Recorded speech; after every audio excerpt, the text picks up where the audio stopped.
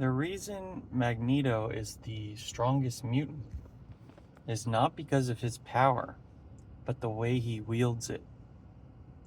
So you could have a guy who can control fire, a guy who can control ice, a guy who can control minds, and a girl who can be anyone she wants. But it's not a competition of powers in terms of which power is the best. Like, is super speed better than super strength, or is mind reading better than invisibility?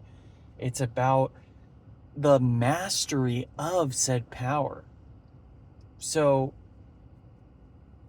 it's one thing to be fast. It's another thing to be Quicksilver, who's so fast that he's basically making a fool of people as he's doing it. But the best example is Magneto, and they are related in the movies, theoretically. But Magneto is able to move metal. That's his power. Now, this power is limited to metal, but the intensity and the mastery of his power makes it so just the iron in your blood is making you metal enough that he can kill you just by thinking about it, if he's close enough to you. So, and he moves entire cities. Like, he moves the entire stadium, the football stadium in the X-Men movie, Michael Fassbender's version. And, he can curve a bullet. He can fire a bullet without holding a gun and curve the bullet. There's all sorts of things he can do. And so one time my friends were snickering at me, and I said, "Do you doubt my power?" And my friend was like, "Well, sure, like, why don't you just make everything here go up in flames or something like that." It wasn't go up in flames, but it was and I said, "And what purpose would that serve?" And he was like, "So you can show everyone how badass you are." And I was like, "And why would I do that?"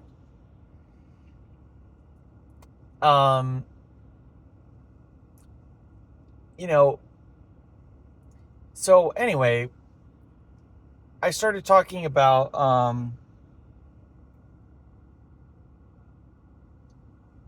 so they started talking about X-Men, and so I brought up the point about Magneto and how it doesn't matter what your superpower is. It matters how good you are at using it, how much you've honed it. What is the reason that you are using it? What is the purpose behind it? And there's a scene where Magneto gets his powers and you see what the purpose is. But my power is my ability to speak and my ability to be brave in my speech. And I always know what to say in a high intensity situation. And I never regret. I never look back and go, "Oh, I could have said that better." I will say what I have to say. That's my power. And that is the power of man. That is our biggest power, is our word. Our ability to think and speak clearly is our greatest power. And I learned that from Jordan Peterson, talking about how a truly articulate, honest man is like the most dangerous weapon in the universe, basically. But anyway, so I said, what would the point of all that be? Like, to what end, And he eventually, he fumbled for words, and then it got to the point where they start talking about X-Men, and so I brought up Magneto, and I'm like, Magneto is the best. I'm glad you brought that up, because Magneto's the best mutant, not because of his power, but because of the way he wields it. And I was like, and so it is with my power. And I didn't even have to say what my power was because it was obvious, because I was speaking poetically.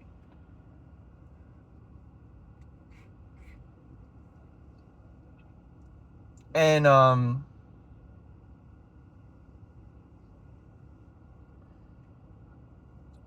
it's going to come in handy. I was already in a hearing and in a lawsuit where I felt I was being treated unfairly, and I had my chance to make my statement, and I said what I needed to say. And I will continue to do so. And you know, this is my life. So I'm doing what I think is giving me an opportunity to be my own definition of success. Not anyone else's definitions of success.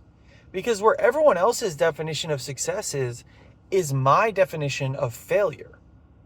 And so I will go way lower than I will risk everything to achieve my definition of success.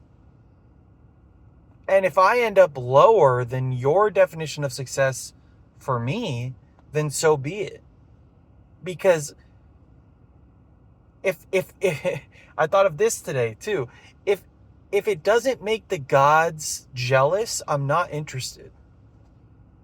Like, if there's a God watching and he's not impressed, I'm not impressed with myself. I only am impressed if I do something that I believe a God or the God or gods would be jealous of, or at least respect. And so I want to be the most powerful, articulate, dominant male I can be to save everyone, including myself. But, or not. I mean, I now that I think about it, I don't actually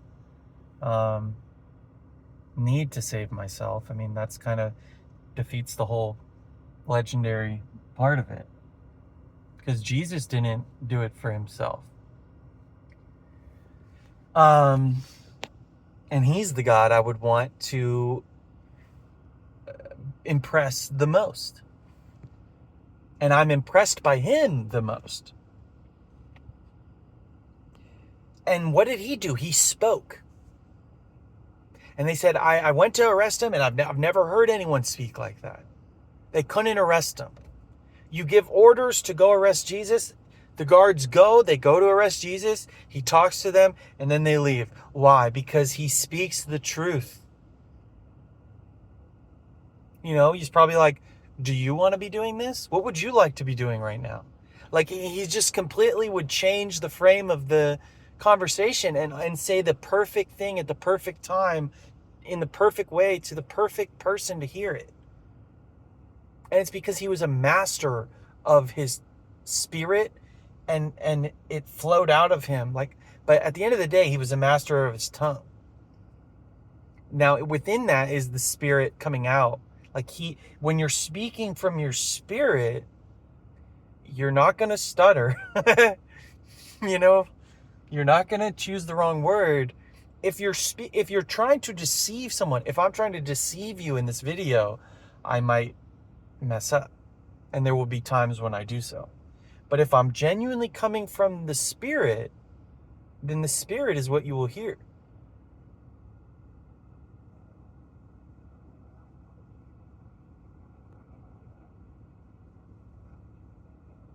What I'm doing is trying. And I see all these comments of people who, now they see it. I'm almost more frustrated now that people see it and still won't do anything about it than I was when everyone thought I was crazy and no one, like before COVID and before Epstein and before all that. My position has been very clear, which is that I have always wanted to rise to power, to kick out those that are already in power who don't deserve to be in power. And my quest is to A, become worthy of power, and then B, take it. And I will do so. And I will be laughed at, and that's okay. But I'm almost more frustrated now because now I see comments like, oh, they're doing this, they're doing that, but hey, what are we going to do about it? Or, and still no one's going to jail. Like, but there's no solution. And then the moment I say, well, follow me, enlist with me, let's go, I will lead us there to paradise, to cloudland. I'll do this, I'll do that. These are my skills. This is what I'm willing to do. I'm willing to die. I'm willing to risk everything to speak the truth.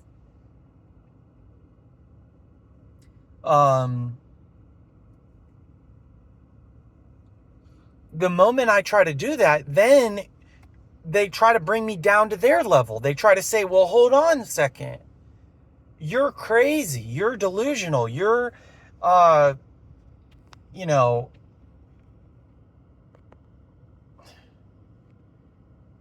well, don't we need someone to be like, what are you talking about? Like, don't we need someone to actually, lead us to paradise? Like, how are we going to get there if you're not willing to follow the guy who wants to go there?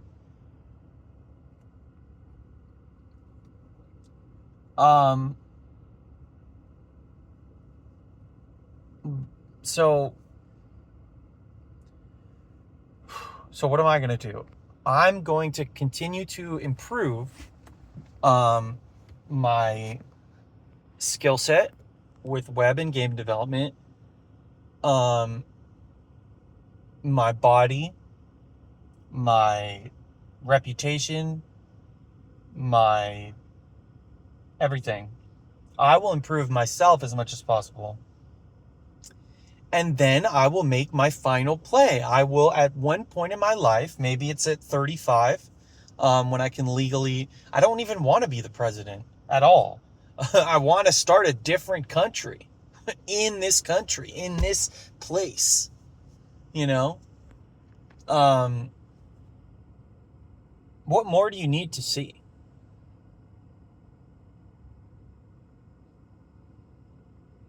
I'm not saying America is without merit and it's not worth fighting for, but, you know, if it's true that the president is on the Epstein list, or however you want to slice it, that's not good.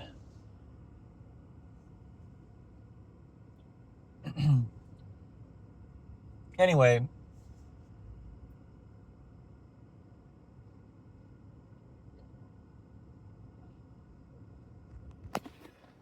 doubt is my enemy. Doubt is my number one enemy. And faith is my number one ally.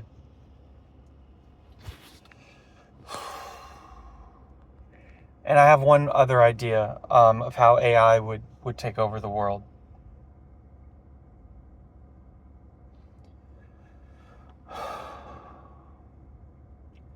Sometimes I have an experience, but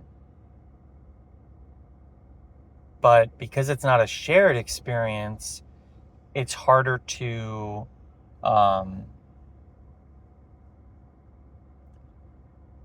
not forget about.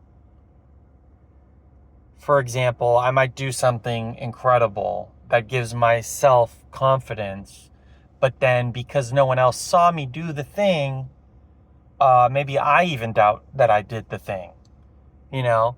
But if it's a shared experience and you do something with someone, maybe then it's better, but, or more, you can get even more from it. But anyway, what I'm trying to say is AI, if it comes online and it knows everything about everyone and it wants everyone to march to the same drum, this isn't that interesting, but basically it'll do shared individualized experience chronologically.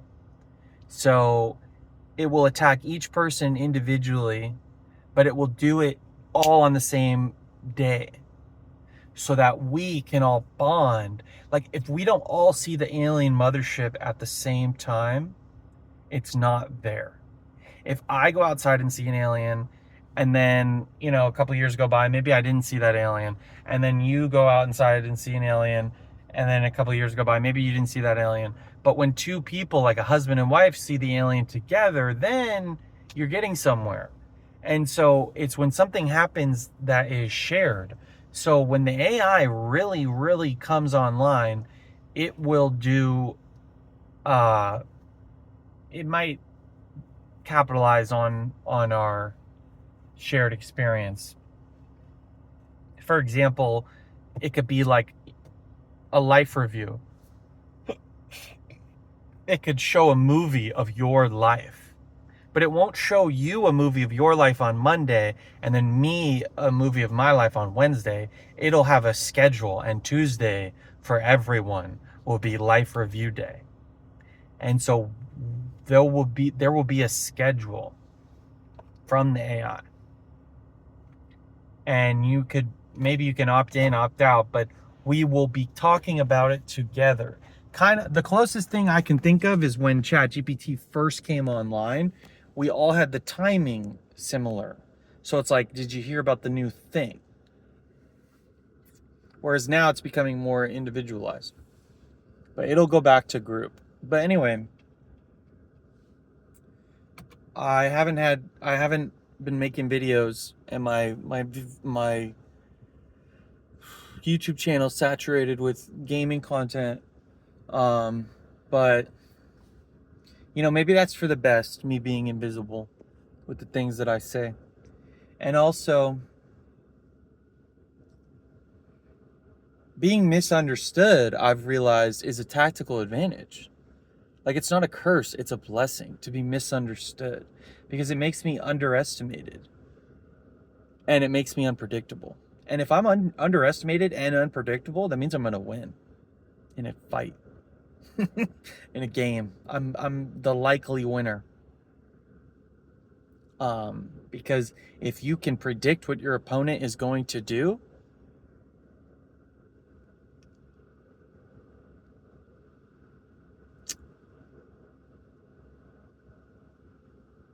and you understand the moves they're making, you're closer to being able to defeat them.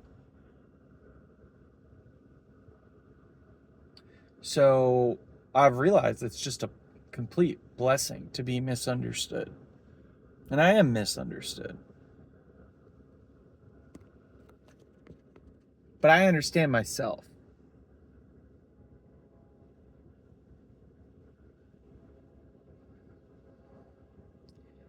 I know that I have one eye blind.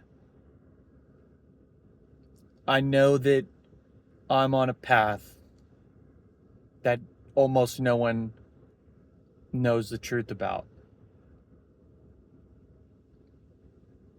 I'm like Odin, who gave up his eye for knowledge.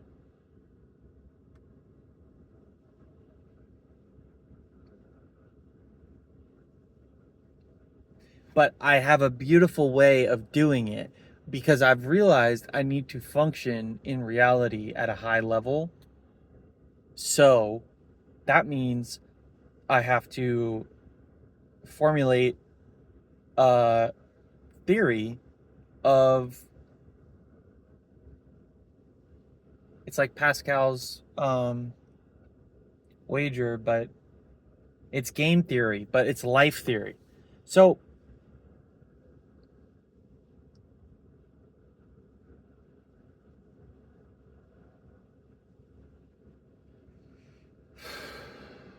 it's just so crazy.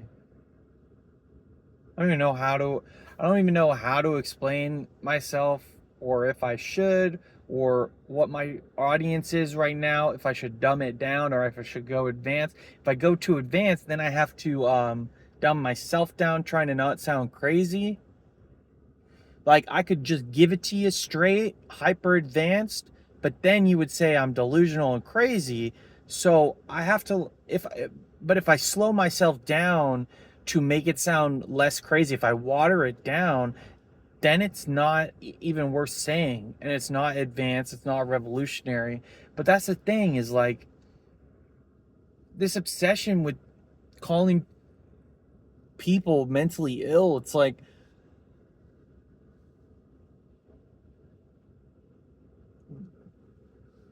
not everyone is supposed to be able to be average. Think about it. You want every single person to be average, and then you want the exceptional people to be average plus some. But some of us are just meant to be wanderers. Some of us are meant to be philosophers.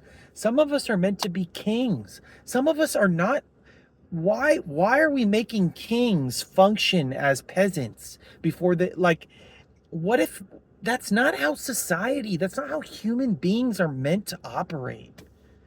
Where every single person has to, like, tie their own shoes. Like, yes, you can tie your own shoes, but some of us are geniuses.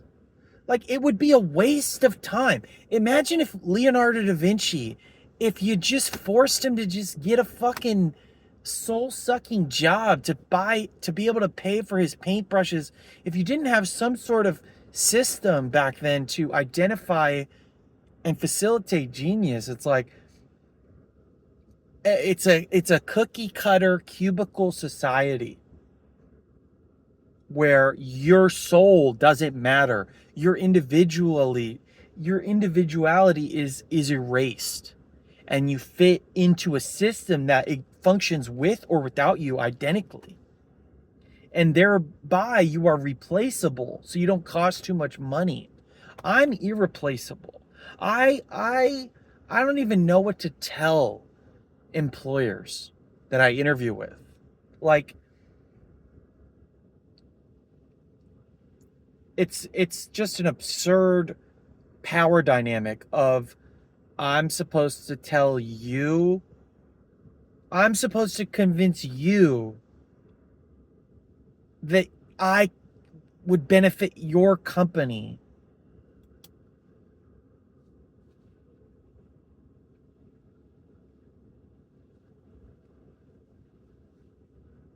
They should be convincing me that they can help my company,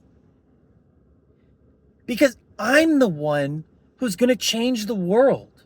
I'm the one who's built a website and is building a computer game and is building a blog, or has built a blog, and made an album, and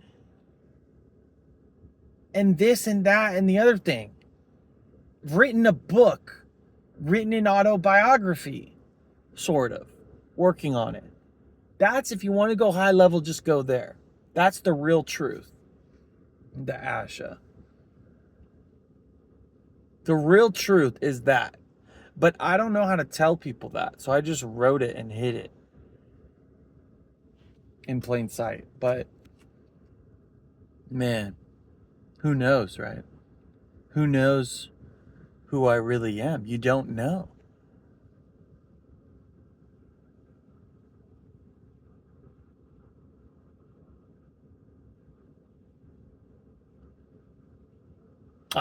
I don't know that other people know. Man, it's like, it feels like I'm in my own maze. And I was watching the OA recently, and the episode I'm on was with Zendaya, and she was saying how a maze is not a game. A game, there's a winner and a loser. A maze, you don't lose, you just get stuck. And the creator of the maze wants to help you through it. That's a maze. And life is a maze. It's not a game. My life is a maze.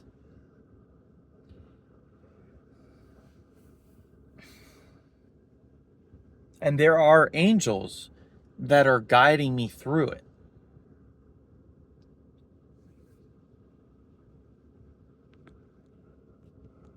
I have a working theory of everything based upon my life.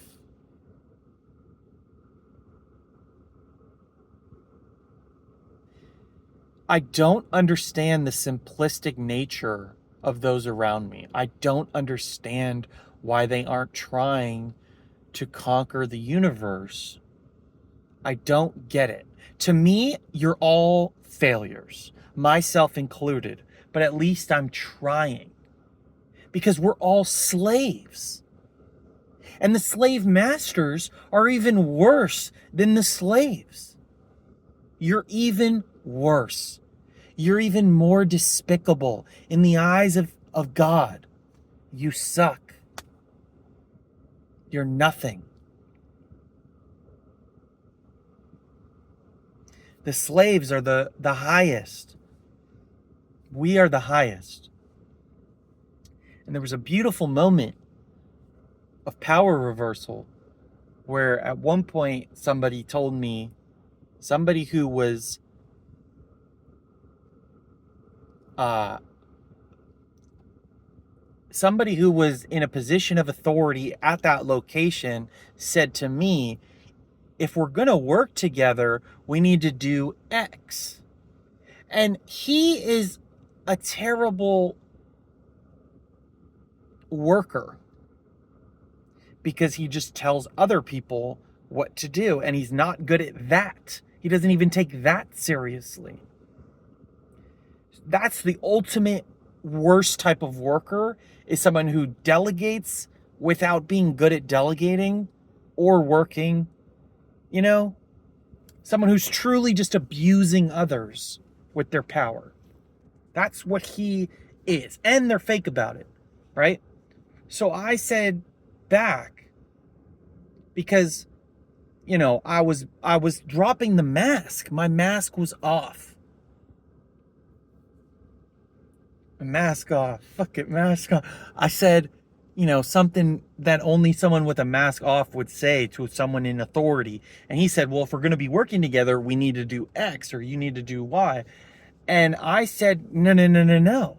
Because this is my power. This is my Magneto. I said, no, we don't work together. I work for you. You don't work for me. In other words, you do nothing for me. Nothing. If I wanted a pencil, you wouldn't get it for me. You're terrible at your job. Your job as a position of authority, you're awful. And the higher you are, the harder you're judged. Because you have people under you. And that's why that parable in the Bible, when God describes himself to the reader, he says, it's like I'm running a vineyard. And when I leave, it's like when you owe me money. I'm God. You owe me money. And I forgive you. And then you go and someone else owes you money and you don't forgive them, I will kill you. That's what God is saying he is. And I know that is true. That's the Most High. That's true. He's saying, how dare you treat those beneath you the way you do when you're so many eons beneath me. And I should squash you.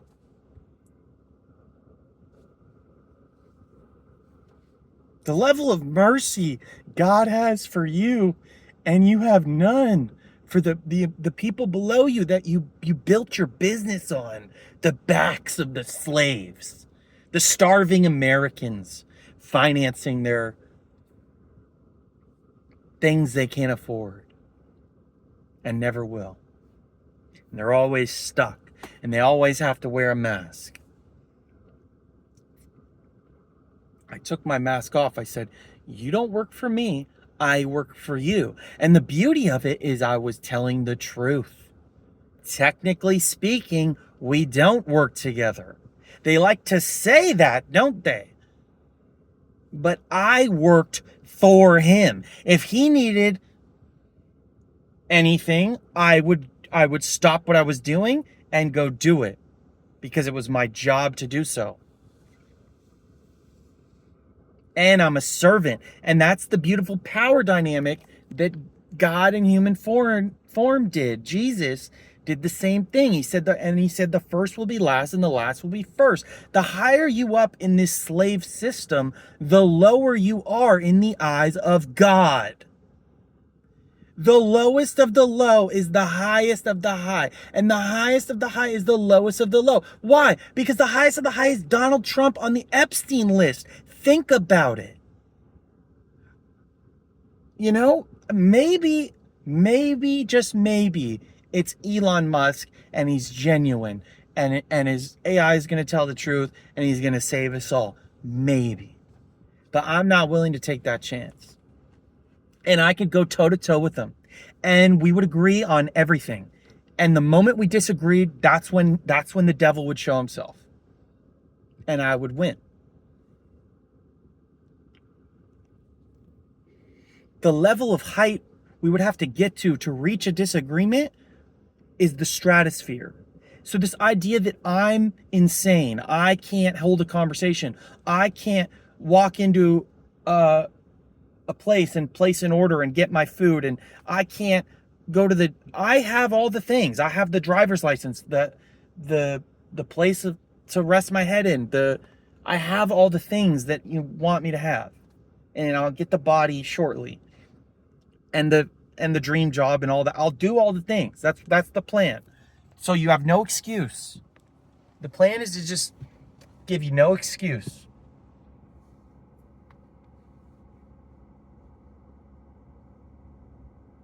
The plan is to really step into the light and say, judge me. Tell me why you won't join me. And I had a conversation with a guy about a charity we were raising, and we were planning it. And he backed out. I didn't. I was going to do it. And I did do it without him. But when we were together talking about it, I asked him straight up, like, what would prevent you from following me?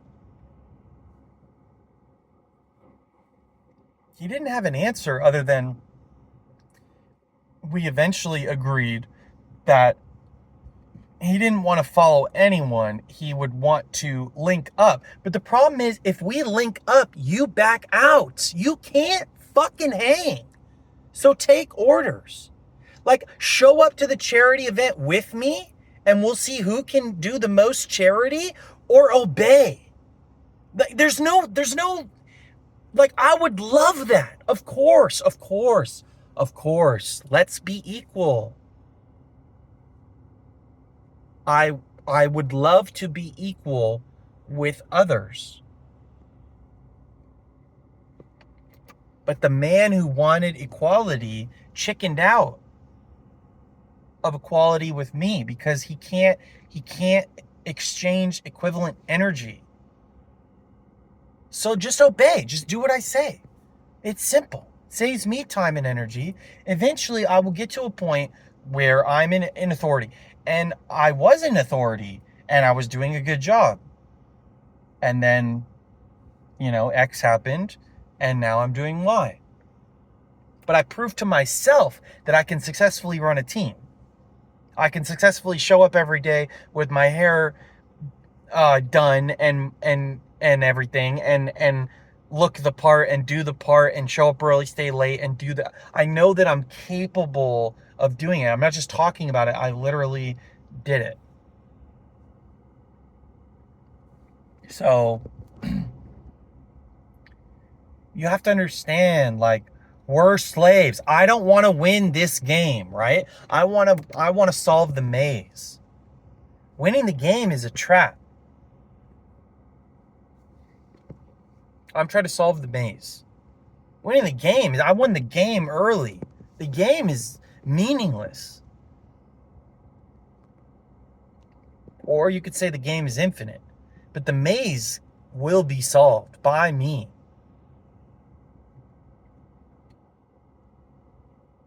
Because I have become my own best source of information, my own best source of experimentation.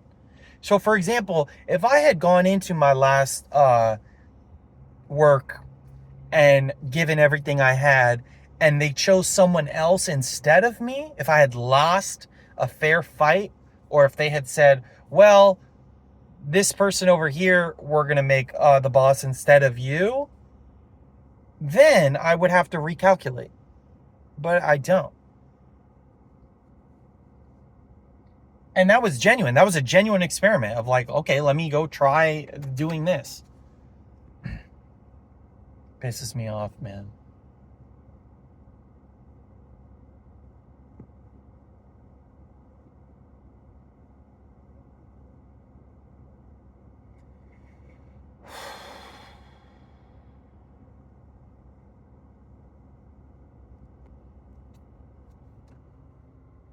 I want to be great. I like Timothy Chalamet. He like won Best Actor, and he went up there and he said, I want to be the best. You know? And there is a difference between him and me because he has worked harder and he's more successful. And so it's more apt to call me delusional than him. But I know what I've just done.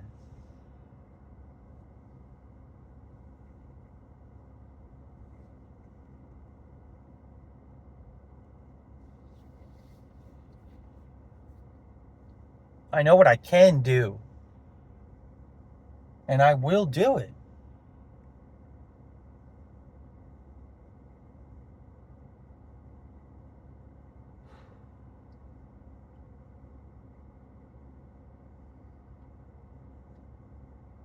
Do you understand? The light,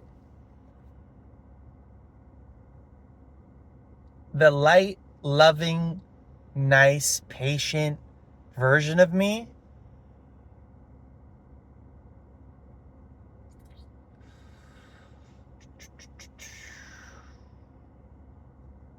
well, let's just say I'm going to try out a new version and see how effective that is. The version that doesn't bend.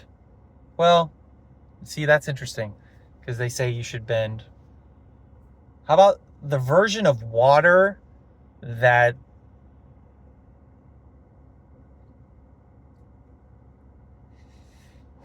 can be good or bad?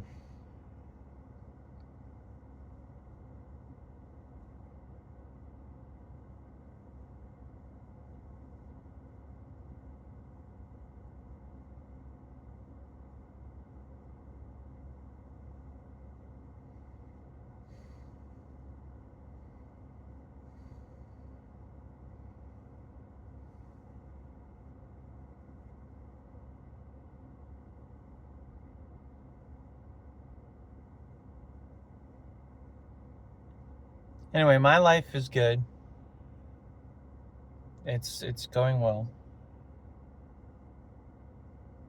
But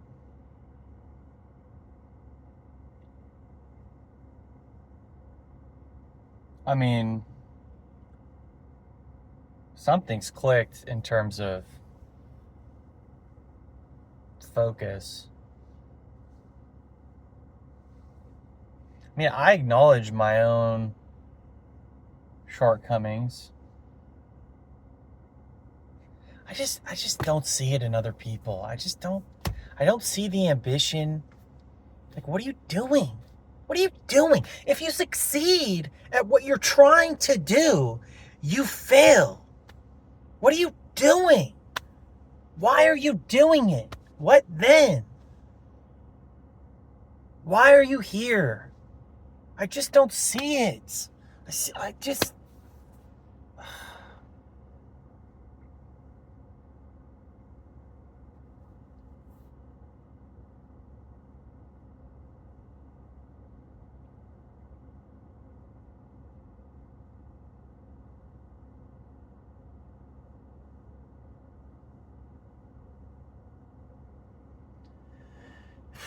And it's like, I played with this Christian love of everyone, this love of everyone. And I think I have an inherent love for everyone, but I also hate everyone.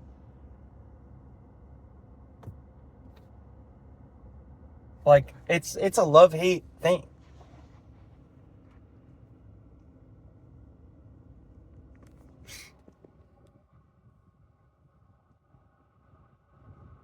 But I see you all as little kids. It doesn't matter if you're 90 years old, you're a little kid. You don't know shit about fuck.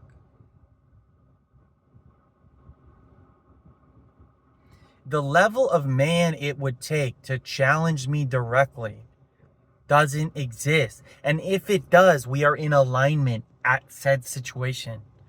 Because when I recognize someone better than me, that is my gift.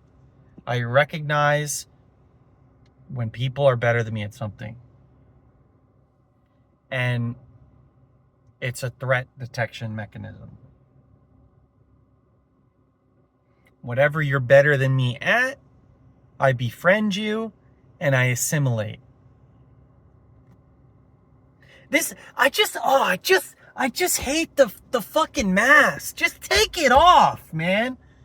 Oh God. It's like I can't use the word assimilate. You don't think I know how I sound to this culture? You don't think I know? I know. I'm the most charming motherfucker you've ever fucking met when I want to be. I'm as good as it gets, bro. I'm as good as it gets.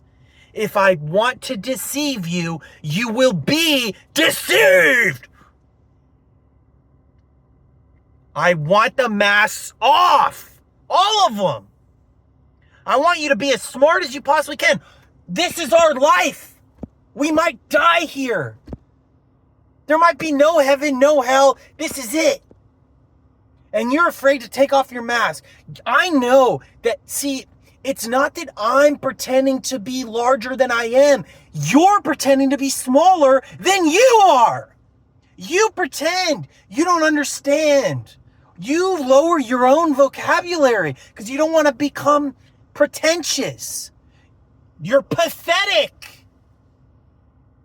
You use words without reading the etymologies of those words when it takes 1 second. You could learn Greek. You could learn Plato. You could do this. You could do that. You don't even know how to multiply 32 by 93. You don't know how to do anything. And I'm too smart to be able to, I can't even begin. It's not even close. And I'm supposed to not, bat you over the head with a baseball bat and make you obey me. I'm supposed to be nice.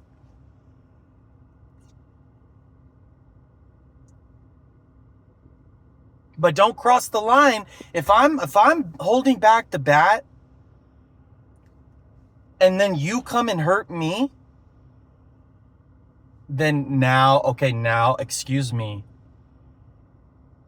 Don't hurt me. Or I will defend myself. And I have been hurt.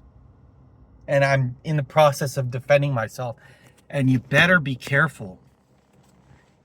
I know what I am. I'm an animal with intelligence that has never been seen in this world. And it doesn't matter how smart you are. It doesn't matter if my IQ is 300. You wouldn't listen. The guy with the highest IQ right now alive said Jesus is real. He's coming back this time. And, this is the end times. No one cares. The only thing that I can control is how I appear physically and the words that I choose to speak, the actions that I do. But the process of communication itself has been corrupted by judgment, by fear, by falsity. You're all afraid of telling the world who you really are. You don't want to break your own heart. And I've been listening to these videos that really hit the nail on the head, that say People want you to put the mask back on for their own sake. They say, oh, you're acting out of character. Play that character again that I know. We're in the fight for our lives. We're all going to die. The stakes are high. It doesn't mean you can't enjoy life, because joy is the answer. Like, joy is worth defending and participating in. But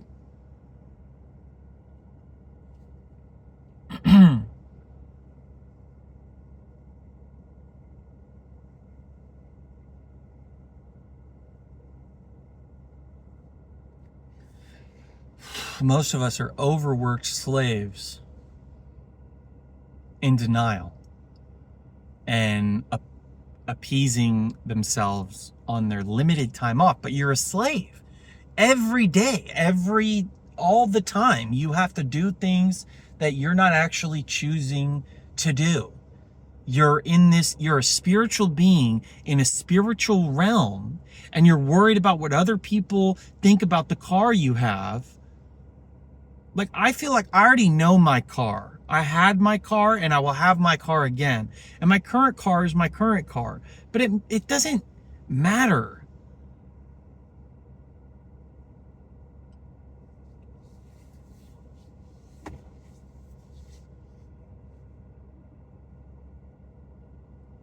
And I don't know people's lives. I don't know your life. I mean, you could have a legitimate life, but I don't see it. I don't see it in anyone. Almost no one.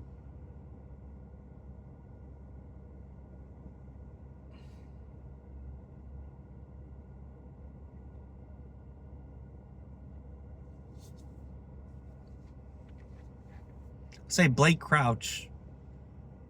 I like that he writes books that I like. I think that's a life worth living. If you can write a story. And I respect his gift as an author and his craft. So I respect and appreciate him. I think great work is done in the entertainment industry behind the scenes, the creators of entertainment. And I think consuming entertainment can provide tremendous inspiration. So it's all good in the hood. I can kick back and chill. But I see evil, and I will eliminate it. The evil is power itself. And okay, here's my ultimate point that I've been wanting to make for like years, but I've been afraid of making. But I will make it now. So listen to me very carefully. It's about Epstein. There is a false notion that pedophilia is some sickle cell anemia that only some people have, that is a roll of the dice and very few people have it. Well, if that were true, work with me here. Pretend you studied a lick of anything. Assuming that premise is true, that it's a anomaly from birth, whatever. It's, oh, he's a pedophile, like he's unique. Like, oh, he has sickle cell anemia, he has ALS, he has freckles. Like, it's, freckles, bad example, but he's an albino, you know, like a unique genetic offset. If that were the case, the percentage of those pedophiles in positions of authority, the highest position of authority you can imagine. I mean, look at the Epstein list, you know, it'd be like all presidents and CEOs and all this stuff. The odds of everybody with sickle cell anemia becoming president, it's like 100% hit rate. If you're working under that premise as being true.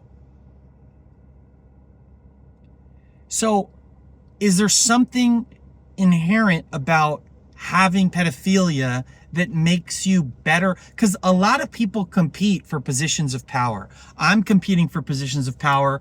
Maybe you're competing for positions of power. You're fighting for a promotion, all this stuff, or you're running for president. I'm running for president. There's fighting. And the traits that breed the best, the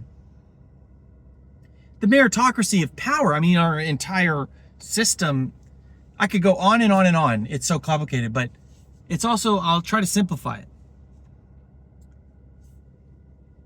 You can't,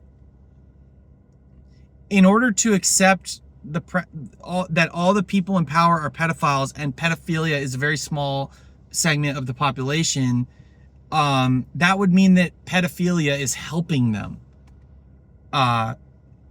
climb the ladder. Like there's something, they happen to be tactically good at getting power. No. It's pretty simple. It's when you're a king and you have your choice of the village, you pick the 14-year-old girl. There, I said it. This is human nature. This is, I'll take that one and I'll have her the whole time she's fertile to just me. That's what a king does in our human history. That's what a Viking would do. So go ahead, ban this, YouTube. Whatever I don't give a fuck. Like, men are pedophiles. And when they get in a position of power, they are able to use that power to let the devil in. Like, you see what I'm saying? I'm trying to make a scientific claim. I'm not saying it's a good thing or a bad thing. I'm saying the premise that it's a weird, bad thing that only some people have, and then they all coincidentally happen to be the president of the United States and the Bilderberg Group and everything. No. It's that the people in power abuse their power and they use it to satisfy their own sick, twisted, demonic desires.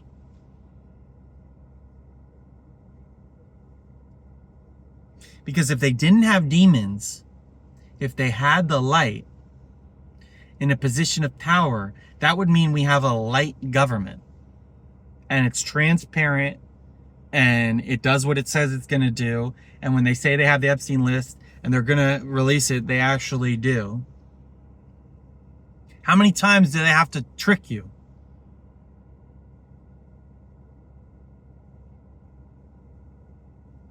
So, sue me. I don't give a fuck. I'm telling you the truth about reality in America and cloudland.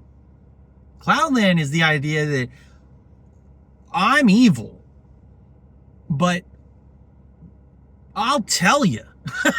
And then that way, no one has to get hurt. No one has to be harmed. There's nothing behind closed doors, nothing in the darkness, no privacy necessary.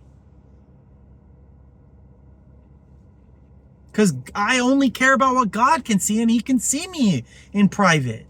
So it's irrelevant. Me being in private or public, it's irrelevant. That's my gift. Is public speaking isn't even a thing for me. I'm just speaking. I could care less. I'll stand in front of nations and tell it like it is. Gun to my head, I'll tell it like it is. Because I believe in God. It's quite simple. But even if there was no God, I would still do it. Like it's irrelevant. I serve the God that could be.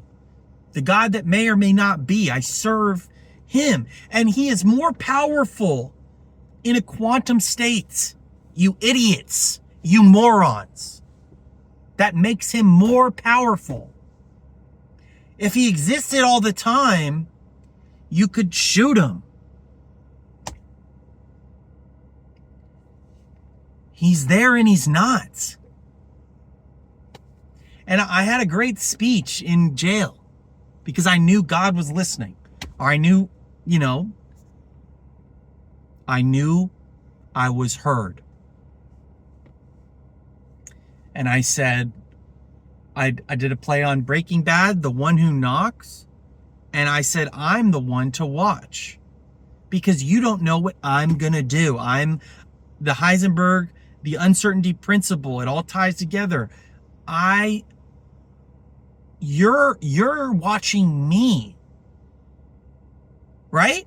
Right now, you're watching me. I don't have to see you, but you have to see me. You are watching me because I might go this way. You don't know. If you knew, you wouldn't have to watch.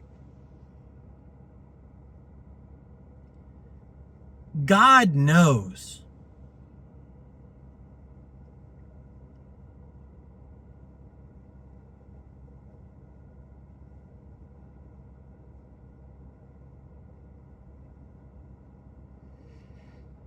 There's a certain power in the saying may or may not be that lawyers use and that I used in that speech, which is I may or may not be perfectly capable of having a normal day.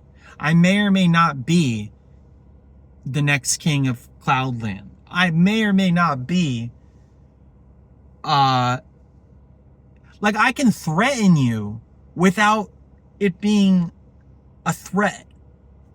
I can say I may or may not come to your house tomorrow, and I may or may not knock on the door before I may or may like I can do that, and I'm not saying anything, but I'm also saying everything. It's both. And that's the beauty of the quantum nature of speech, reality, God, and everything.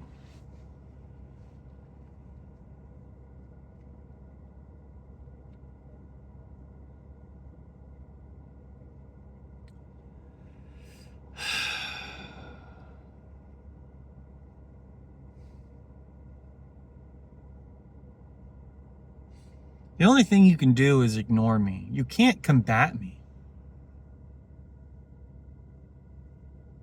There's no one. I've checked. It's not even close. Like even the biggest bad guy in the world, like that I encounter, it's not even close. A gun to my face. I've dealt with that. I've been like, get the fuck out of here. Like either shoot me or leave. Like I'm one of those guys. You can't fuck with me. You just can't. Because I don't fear death.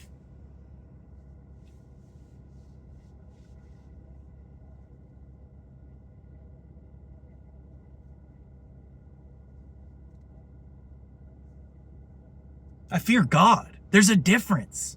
God is more powerful than death. He proved that. And even if he hadn't proved it, he will prove it. Like you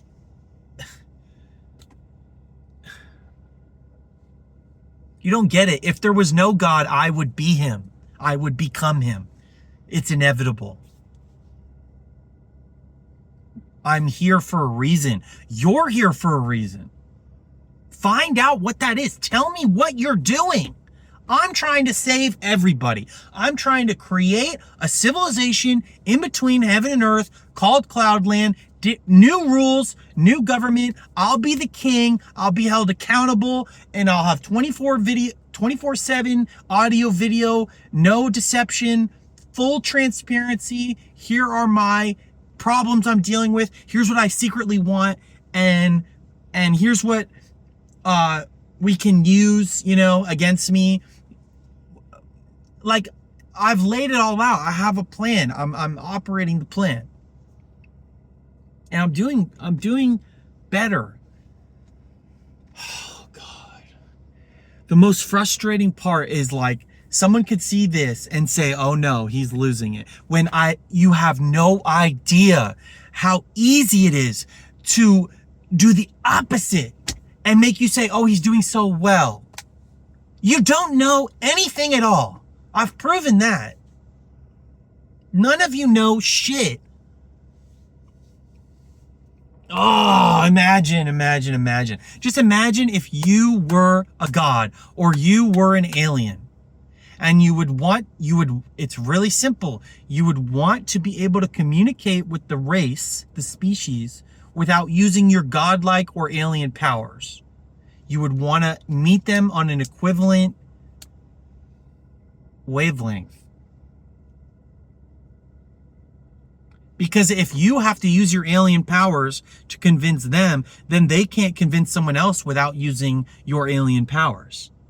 So Jesus taught his disciples with words so they could teach other people with words, because that is our power. If I were to fly around and convince you that I'm worthy of being followed, then how would you get others to follow you without being able to fly yourself? That's why when I imagine myself as if I were a god, the powers are menial. The powers are meaningless. That's why Jesus was so unimpressed with himself and would always be like, ye of little faith. And he loves, more than anything, a little bit of faith, because he's so much more powerful than he's letting on. Do you get it? So when the guy, I always come back to Jesus. I can't help it. He's God. When the soldier comes up to him and says, you know what, Jesus, you're a busy man. When I'm a busy man, people do what I say. So I bet if you tell one of your people to go cure my kid back there, you can go cure. You don't even have to go there. You can just have it, see to that it is done. And Jesus is like, thank you. I don't have to walk over there and do it myself. You actually have given me permission to heal him without having to lift a finger, because I have 12 legions of angels ready to do it when the time is right, you know? And I'll admit, it's complicated. There are some questions worth investigating, but it's not like you guys are asking me those questions. It's not like it's like, oh, hey, Max, well, if Jesus did it, then how come he did that? Or why, you know, like there's no street preacher who can't answer your fucking question if they're any good at it. And some are. Even the bad ones are pretty good. The reality is you're either trying or you're not. You're either trying to ascertain the realm or you're surviving. And I get it. I don't blame you. And we go through periods of survival. So it's unfair for me to put this amount of pressure on the people listening to this. But you have to know that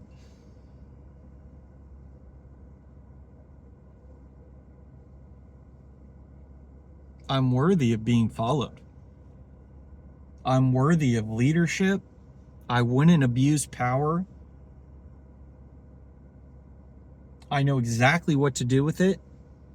And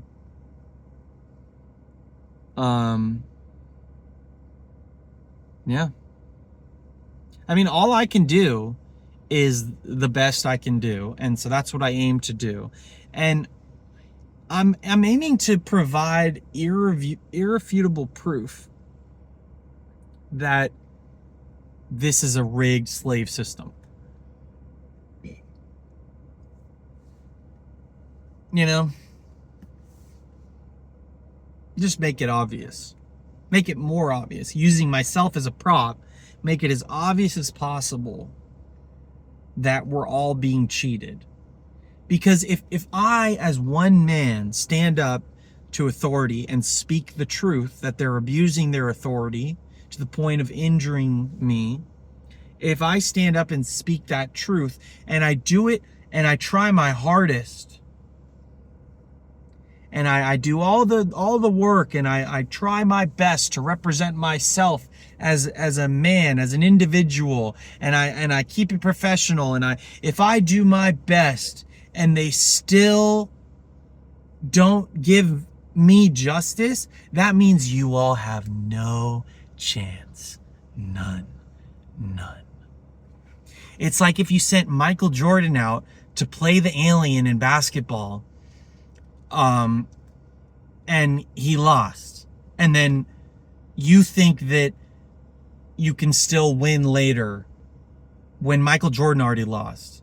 I promise you, if I lose, you will never be able to win without a new justice system. It's that simple.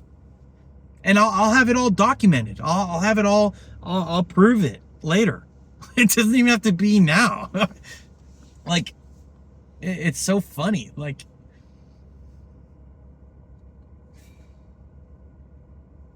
you want the smile, you want the dimples, you want the six pack, you want the Lamborghini. I'll give you it all. I'll give it all to you. I'll make you weep. I'll make you envious. I'll make you jealous. If that's what I must do, I will do it.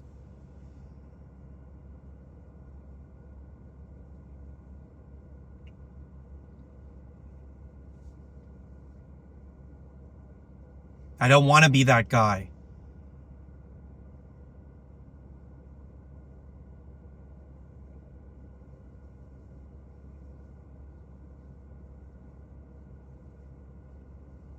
No one has a better mask than me in the history of masks.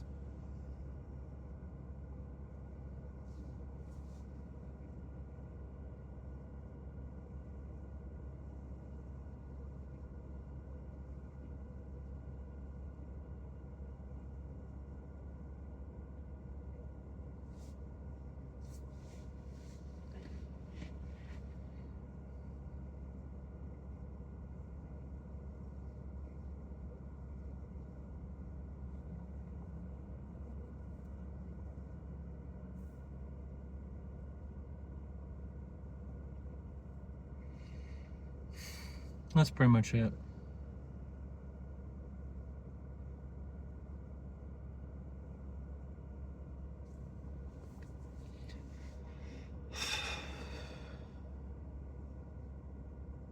I will fight this fight. I will try my hardest. And if I lose, that exposes the entire system. You have to start realizing that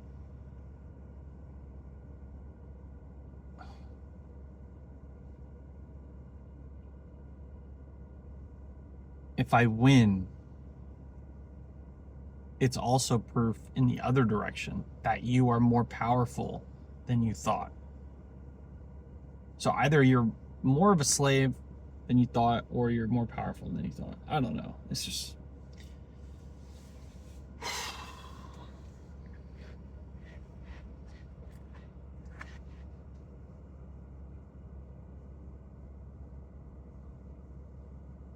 I can finally think my energy isn't being hijacked by a full-time job.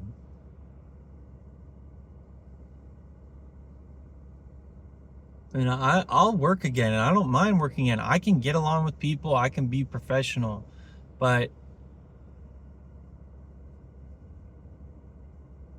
I'm gonna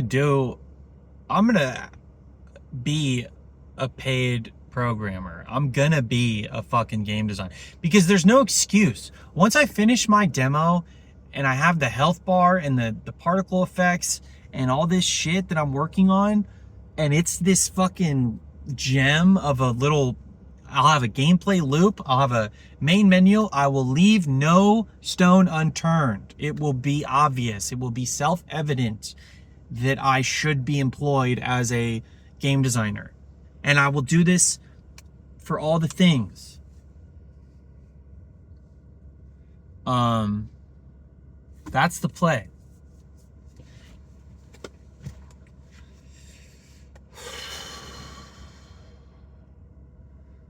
One time a guy asked me what my philosophy was, boiled down into one line, and I told him all is weakness. All is weakness. Me making this video is weakness. It's me complaining. It's me talking, not showing. It's, there's so much weakness in this video from me.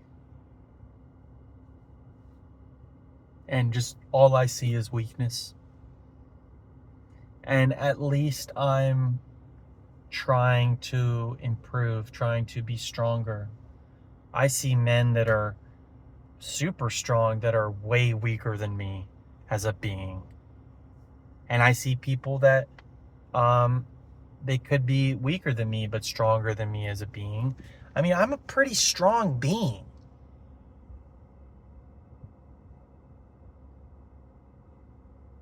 I mean, I think we're all here for a reason. But there's an interesting line in The Matrix, okay, where he says, far easier to saturate a population with robots, like with AI. So basically the plot of Matrix 4 is that Neo is in a matrix where a lot of the people around him are handlers, including his friend. One of his friends is a handler. Meaning they're designed to control you. And so if you are a creative person like me who wants to do something out of the ordinary, and then everyone tries to bring you back down, it's like Death Stranding, all these hands trying to bring you down, they might not even be human, potentially. And they might not even know that either. That's the scary part. I like to think that there's a higher version of them, and that's who I love. The true highest version of those people. But you really need to think critically about where you are and what you're doing. Because it doesn't take long working a job as a slave, okay, where you're paycheck to paycheck, I mean, it's easier when you have dual income and you're living together and all that stuff. It gets easier, but it's just pure slavery, like all of it. It's so funny how people don't see it. This sheriff driving by who's ready to beat me with a baton the second I step out of line. Like, it's just a joke. It's a joke. He's driving behind me right now. Does that make you feel safe? I don't know. But again, I'm going nowhere in this video. It's complex. Any little thing I say could be taken apart, and rightfully so, But at least try. At least try to make a good point, make a good argument. Help me. Iron sharpens iron. Say, Max, I don't want to follow you. Here's why. A, you haven't paid back your student loans. B, you owe me $20. C, you're obese. D, my situation's better than yours. Like, let me have it. Don't hold back. I don't. All is weakness, including me. We're not what we could be. We do some things well, but as an authority, it's the leadership that drives me crazy. The bosses, the managers, the whole world of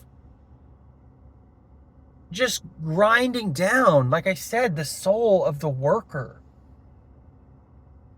There's a reason why people unionize and risk everything for that, like throughout history, and why people protest and all that.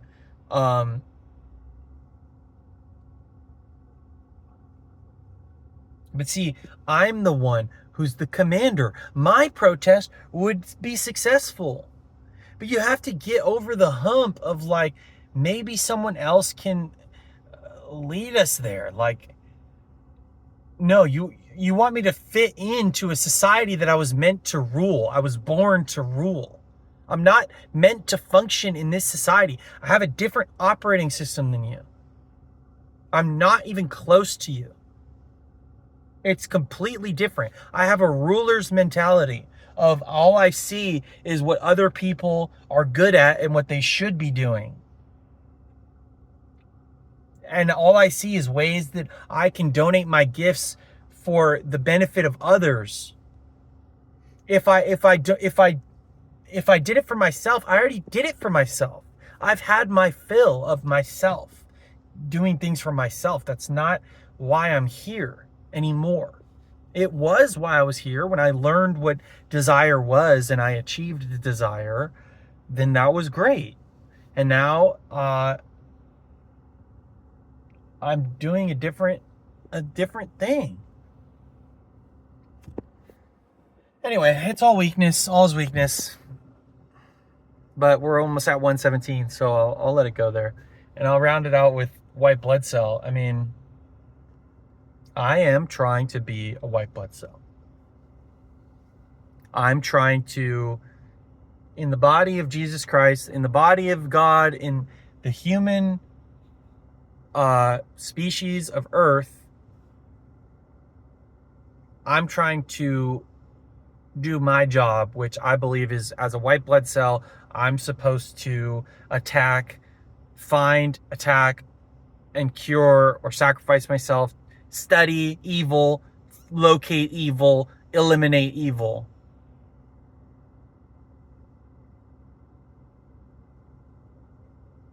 Return to the source, Study evil, locate evil, raise the alarm, and lead the charge on the tumor. God bless. Long live Cloudland.